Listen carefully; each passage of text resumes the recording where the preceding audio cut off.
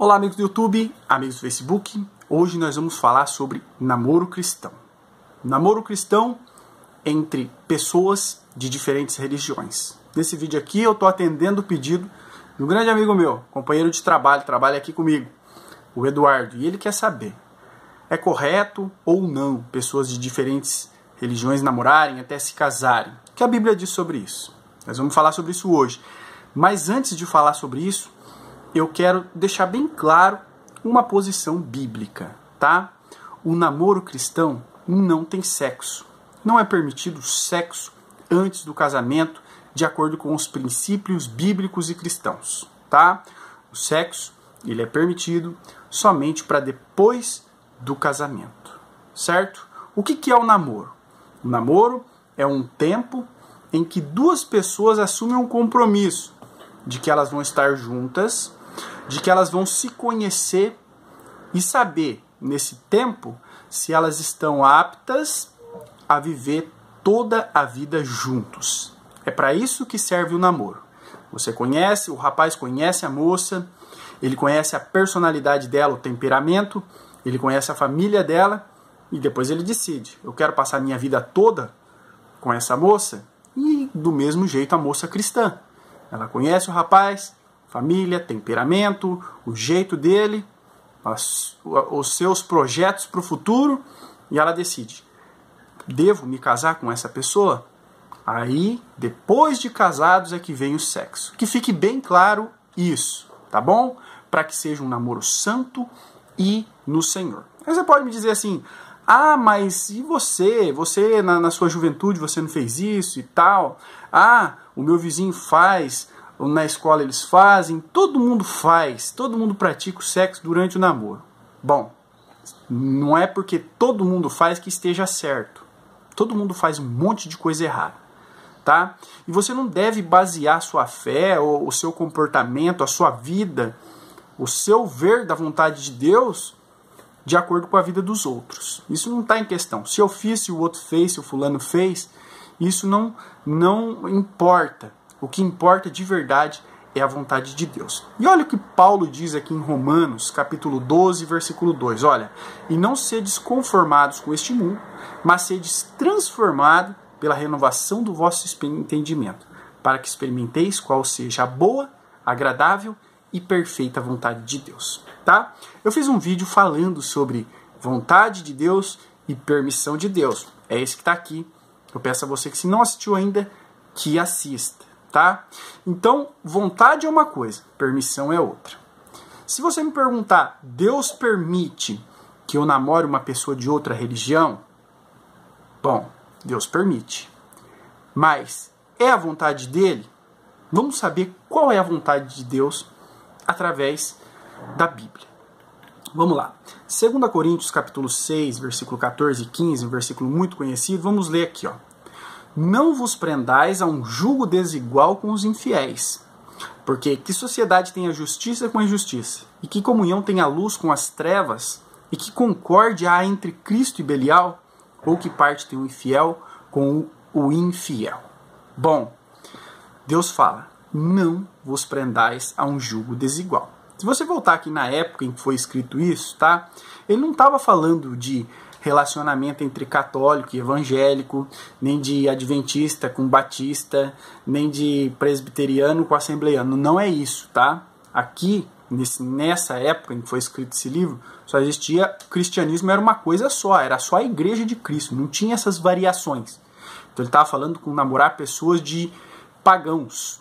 Por exemplo, namorar com um judeu, que era ortodoxo, muito rígido, ou namorar com os pagãos, tá? Os gregos e aquelas coisas todas. Então era isso que ele estava falando. Tá? Então, já o aconselhamento, se você é cristão, você vai namorar com uma pessoa, por exemplo, uma mulher islâmica, tá? Daqui poucos anos vai ter muita por aí, tá? Aí eu já de cara te digo, não faça isso. Não faça isso, porque isso não é bom e isso não dá certo, tá? Por quê? Vejamos aí Salomão. Deus falou que ele seria o homem mais sábio entre todos os homens da terra, tá? E o que aconteceu com Salomão? Tomou mulheres estranhas, mulheres egípcias, mulheres de outras religiões e acabou construindo templo a outros deuses, a deuses pagãos lá na terra de Israel, tá? E o reino foi dividido por causa disso. Então nós vemos que isso não dá certo. Então nós vamos tratar aqui de cristão com cristão. Um exemplo, um rapaz católico com uma moça que é evangélica. Um rapaz que é presbiteriano com uma moça que é adventista. Dessa forma, tá? Mas de qualquer maneira diz aqui, não vos prendai a um jugo desigual. O que é um jugo? Ó, um jugo é mais ou menos isso aqui, tá? Isso aqui é uma peça de madeira, tá? E ali você coloca a cabeça do boi aqui, prende ele para ele puxar a carroça. Então tem duas partes. Então vai um aqui e um aqui. E os dois juntos puxam a carroça ali carregada, tá? Então isso é um jugo. Então fala, não vos prendais a um jugo desigual. Tá falando para os cristãos. Não se prendam a isso. O que isso quer dizer? Se você pegar uma carroça carregada, colocar dois bois lá, eles vão ter uma carga para carregar, um fardo para levar, um peso, tá? Dois juntos vai ser melhor, vai aliviar o peso de um e de outro. Esse é o casamento, tá? É um esforço que a gente faz durante toda a vida para manter uma família, para criar filhos, para manter uma casa, todas as despesas, trabalho e tudo aquilo, todas as preocupações, tá? Então em dois carregando fica mais fácil. Quando o jugo é desigual, é como se você colocasse no jugo, de um lado um boi e do outro lado um cavalo, tá? O que ia acontecer? O boi é mais alto, é mais forte, o cavalo ia ficar enforcado aqui no jogo, tá? Ele ia ficar enforcado. Então ele ia ficar sufocado. Se fosse um jumentinho, ainda pior. Então o jugo desigual é dois animais diferentes carregando o mesmo peso. O boi ia se sair melhor, tá? Ele ia ficar na altura dele, mas o outro animal ia ficar enforcado. Porém o boi ia fazer mais força porque o cavalo tem menos força. Então é isso que está dizendo. Não vos prendais a um jugo desigual. Então a vontade de Deus é que você não se prenda a isso.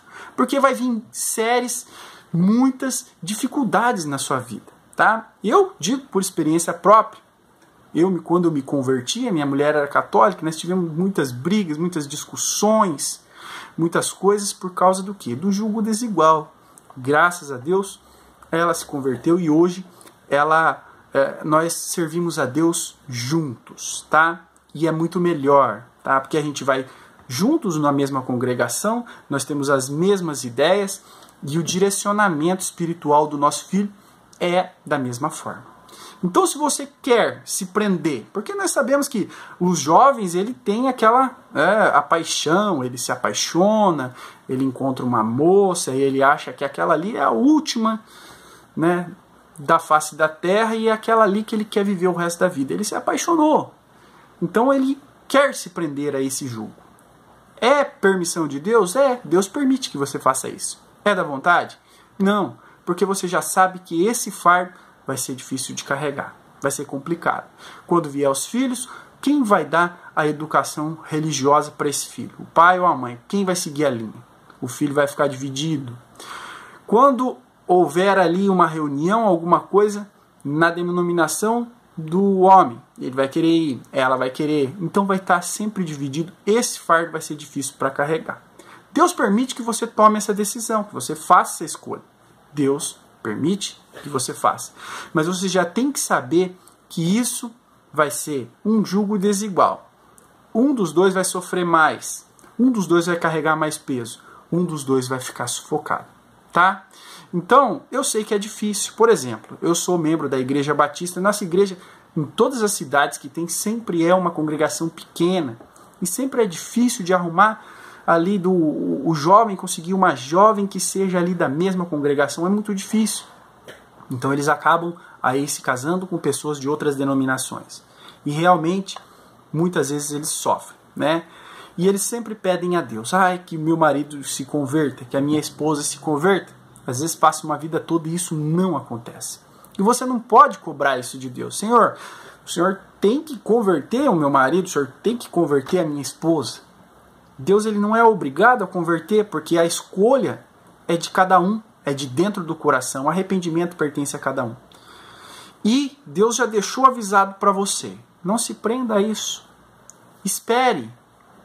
Espere no Senhor que Ele vai te dar a pessoa certa. Mas, se isso aconteceu, se não teve como evitar, se você acabou se apaixonando demais por aquela pessoa, então você entra nesse relacionamento sabendo desse fardo e que não vai ser fácil. E você vai ter que ter sabedoria, você vai ter que ter paciência, discernimento para viver juntos, num jugo desigual, cada um carregando um peso diferente, e viver em paz e feliz. Porque mesmo que esteja no jugo desigual, Deus espera de você uma vida santa, uma vida que seja exemplo para esse mundo de trevas, tá? E quando a gente fala de conversão do parceiro, isso é complicado. Eu já disse para vocês, Deus ele dá o livre-arbítrio. Cada pessoa tem o direito de escolher se ela quer seguir no caminho do Senhor ou não, ou se ela quer seguir no caminho do Senhor naquela denominação ou não. Então você não tem como interferir nisso. Você pode orar. Mas para esses casos, o que Deus diz na sua palavra? 1 Coríntios 7, capítulo 7, versículo 13 e 14, disse o seguinte, ó. E se alguma mulher tem marido descrente e ele consente em habitar com ela, não o deixe. Deus odeia o divórcio. Odeia o divórcio. Porque o marido descrente é santificado pela mulher e a mulher descrente é santificada pelo marido. De outra sorte, os vossos filhos seriam imundos, mas agora são santos. Então, o seu proceder é que vai santificar, tá? Então, quer dizer, empurrar a sua religião goela abaixo, como eu já fiz, não resolve.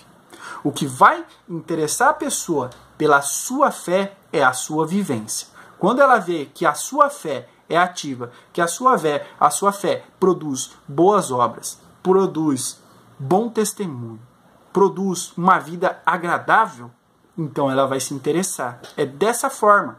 E a Bíblia diz, se uniu dessa forma, não se separem, não se separem. Vivam assim.